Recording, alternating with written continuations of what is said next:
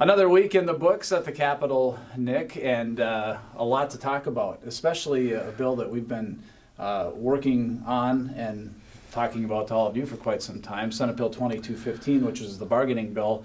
And that got sorted out in Senate Ed this week, now headed to the Senate floor for a vote. Where are we at? Well, where we're at is this. We had a tremendous outpouring from our members, and I want to thank everybody that contacted their legislator. I heard from legislators that they were appreciative of our outreach, and some of them were probably a little mad about our outreach. But nonetheless, it was our members using their collective voice to see if they couldn't get something done. Well, here's how this happened this week. It was heard last week, of course, and then they worked it up this week in committee. And during that time, it was clear that we had gotten to some of the committee members who felt that the argument that I laid out there about negotiations being inherently unfair to teachers and favoring, of course, school boards, that really resonated with some of the committee members. And so it looked like that they weren't really going to gel on a particular or the original, I should say, bill as it was sitting there. So while they were collecting some more information, they asked that school boards and North Dakota United sit down and see if we couldn't work out something. So we did. North Dakota United went from wanting no limits to agreeing to 3 times shortening up that thing. School boards, as they want to do, they came in with one proposal and stayed on that.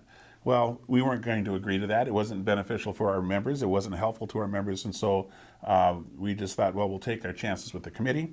And the committee voted, and they voted it with a July 1st, which is an entire month later deadline than would have been imposed in the original legislation. And Senator Aaron Oban put in a motion to get rid of the emergency clause, which would have, had that been attached to this bill, it would make that retroactive to this spring's negotiations. Yeah. And the rationale for getting rid of it is sound. I mean, you have to start by February 1st. Well, guess what? The thing wasn't even heard until February 2nd. So you can't just jump in the middle of this thing with a new rule. And that amendment that she offered passed there. So anyway, it's onto the floor. We'll probably see it next week, I would think, on the floor of the Senate, keeping in mind that it is possible on the Senate side to amend from the floor. So we are being mindful of that and making sure that we're still in contact with our legislators. We don't want somebody to oppose or to object to the amendment that Senator Oban got in. And if they do, we'll come back with a different amendment. But so we're going to be making sure we're in contact with our legislators all the way to the end of this thing so that we get the best bill possible for our members. Several voucher bills that we've been working on too. Let's start with Senate Bill 2288. Yeah, that's a bill that would allow for a tax credit for education scholarships. That sounds harmless enough, but it isn't. Basically, what that would allow people to do is to claim I think it was at 75% of their tax liability against their taxes. So that money, rather than going to the state to be used for public purposes, including K-12 education, including salaries for public employees, that instead would go off to the taxpayer would get the credit for that, and the money that would have gone to the Treasury would now go to an institution, whether it's a parochial school, a private school, even maybe even a home school. So we, of course, oppose that. We don't believe that monies raised for public purposes should be used on private schools or parochial schools. That's not what our Constitution was set up to do, and so we are in opposition to that.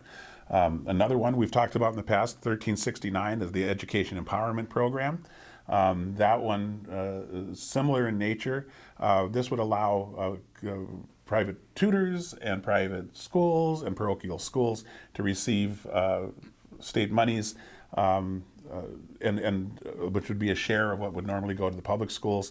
We're against that as well. That bill, first of all, is very poorly written. It had well, it's just got problems with it. I do know there are some people who are trying to make that more palatable, but we will continue to oppose that bill. And House Bill 1281 kind of rounds out our trifecta voucher bills. That would be a tax credit for folks who homeschool their kids or send their kids to private schools. And all of these things, despite what the titles are, they're euphemisms. Their goal is to make sure that North Dakota taxpayers are supporting parochial and public or private schools. That's something that we just can't stand for. Senator Mathern on the Senate side, switching gears, last week you gave us an update on where potential raises, we're very early on, stand for our public employees. But Senator Mathern introduced an amendment this week on the floor. He did, and it was to an agency bill that came up for a vote out of the Senate Appropriations Committee, on which Senator Mathern serves. And he had tried in committee to get this amendment attached. It failed, but of course, as I mentioned earlier, on the Senate side at least, you can amend from the floor. And so what he did, I think, was to really stand up for our state employees across the state, across agencies. Right now, if you take a look at it, the House Appropriations Committee is looking at a 1.5% salary increase over each year of the next biennium, at 1.5% and 1.5%. The Senate is looking at 2 and 2%, which is basically what the governor had asked for. But what Senator Mathern wanted to do was to recognize the extra mile that state employees have gone throughout this pandemic, and a couple of sessions ago in 2017 where they went 2 years without any sort of salary increase. He wanted to make that a 3 and 3 salary increase, 3% the first year, 3% the second year, $120 minimum per month for state employees, and a minimum, and then a $300 maximum, which is terrific. So the Senate right now is they're at 2 and 2, $80 a month minimum, $300 maximum. We think that can still be improved. We are very early in this sort of thing. There are a lot of agency budgets to come. And a key date that you want to keep an eye on is March 16th, Tom, because that's when the next revenue forecast is going to come up. We understand that oil wells are standing up and being more productive. The price of oil is actually up. You probably noticed that at the gas pump. So things are getting, not back to normal, certainly, but closer to normal. So we're going to take a look at that March 16th revenue forecast, and that will really have a lot to say about what kind of salaries raises we can get. And I just want to add one other thing. If you take a look at that House proposal, that 1.5 and 1.5, and consider that the PERS health insurance, that's going to go up. We know, or I'm sorry, the retirement contribution of employees and employers is going to go up at 1%. That would take that to a 0.5% increase each of the next 2 years of the biennium. That is just, it's inadequate, and it's rather, frankly, I think, insulting to the dedicated public employees who provide these vital services day in and day out for the citizens of North Dakota. Yeah, the optics for retention of those that we have in place now and recruitment of future employees certainly would be impacted by that. Absolutely. We have, the workload hasn't declined at all, but there are fewer public employees. So those fewer public employees are doing more work with less help. To say that they're only deserving of a 1.5% salary increase is frankly a non-starter. Well, let's turn our attention to higher ed funding. Where do things stand right now? I know that's a big question. It is to boil huge. down. It is. I mean, when you consider the scope of it, we've got all these institutions, but right now.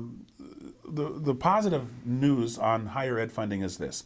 The governor's executive budget called for $30 million in cuts.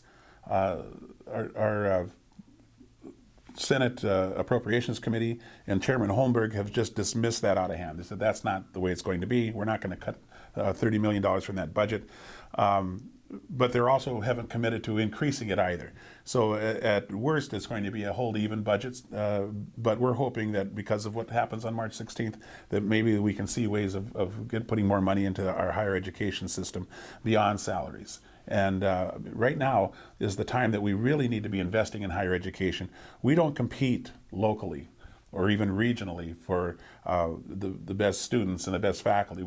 This is a global competition in this day and age, and other states know it. Other states are investing in their higher ed. We need to be doing the same thing if we're going to have a vibrant system of higher education in the state of North Dakota. Let's talk about House Bill 1114. We've heard a lot about mentorship how important that is. Where does that bill stand? Well, that bill right now, it's in appropriations, and they're hanging on to it. This is a well-intentioned bill that would require all teachers new to the profession to receive mentoring from the state. And the state of North Dakota has one of the, if not the best mentoring program. It's called the Teacher Support System. It's run through the office at the Education Standards and Practices Board. It is just absolutely fantastic. It's frankly, though, has been losing funding over the course of the last few legislative sessions. And now the people that want to take it can't take it because there's not enough money to avail themselves of this mentorship program. We know for a fact that teachers that are mentored become better teachers, their students do better, and they remain in the profession much longer. And those that aren't mentored tend to wash out of the profession in the first 5 years. So what we want to make sure is that this really important teacher support program is available to all the teachers that are required to take it, and those that want to take it. It is really a terrific plan. It did come with a bit of a price tag, and right now they're trying to figure out a way to afford how to do this. So it hasn't been kicked out, it hasn't been turned into a study. It's still in the, it's got a puncher's chance right now, and with any luck, we'll get this over the finish line. A couple other important issues. House Bill 1413, let's start there. Yeah, we had two great bills, 1413 and 1417. One dealt with making sure that kids had enough to eat for breakfast and lunch, and then 1417 was the bill that Carla Rose Hansen from Fargo put in to allow for paid family leave in the state of North Dakota. Both very worthy proposals. They both got turned into studies. Now, that doesn't necessarily mean that, okay, they're dead, because during the interim, we'll have an opportunity to provide more information and make the case for why these are very important things to have. We know that kids, that when they're fed, they learn. If they're hungry in school, they are thinking about the fact that they're hungry in school rather than thinking about what it is that the teacher is trying to convey to them. The paid family leave study, we are one of the few, if not the only, industrialized nation that doesn't have some form of paid family leave. This would be such a huge recruitment or tool for young families, for older families, to move to North Dakota, to set their roots down here, because they could be supported in the knowledge that if something tragic were to happen in their family, ongoing illness, or something really happy, like having a baby, like adopting a baby, or taking in a foster child, you could have paid time off at 60% of your salary to make sure that you're taking care of the people that you love. And there's no reason why we shouldn't have that, Tom. Wraps up another big week, and now a couple more weeks until we get to crossover, or halftime, I guess, if you will. And so a lot of things are being worked out in committee, a lot of bills yet to go to the floor, so a lot yet to determine before we switch gears. Yeah, there really are a lot of things that are still up in the air. That crossover date, that's pretty hard and fast. I think you're going to see the House floor sessions lasting longer and longer. They've had a couple of days where they've done one bill, and they're stacking it behind them. So I think you're going to see them probably starting earlier, going a little longer, because these bills do have to have some resolution before crossover in just a little, about 2 weeks. So yeah, it's going to get hairy here. And hopefully warmer outside. And warmer, please.